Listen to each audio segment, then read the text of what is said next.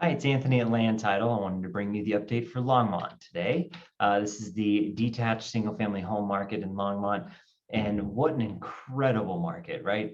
Longmont is not long for being higher priced than its neighbor Erie, which has been kind of standing out. So the fact that Longmont is no longer going to be the most affordable place in the county really goes to show you what's happening over time. So let's take a look at these trends. You can see that the inventory situation just for years has been just not enough, right? And they're building a lot of homes in Longmont. So we just are at this major shortage in inventory with an increasing amount of under contracts and solds every month. So that's keeping that inventory very low. You can see that we're really suffering on the total number of sales compared to this time last year because we just don't have the homes to sell. So what is that doing? It's driving prices way up. You can see here about 12% month or year over year. That means compared to August of last year, almost 700,000 average sales price at this point, which is pretty incredible. You're starting to see that average price just drive up and up and up.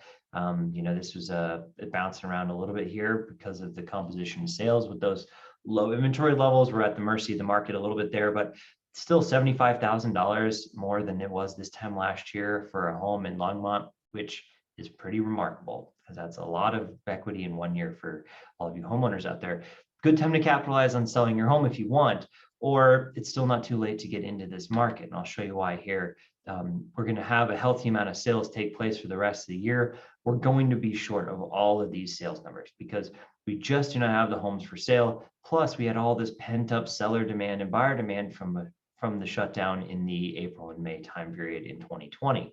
With that taking place, we're just not going to make the total sales we have had last year. So that shortage is going to keep driving those prices up through the rest of the year. You're going to see bidding wars into the fall. I'll show you why here on the month supply line.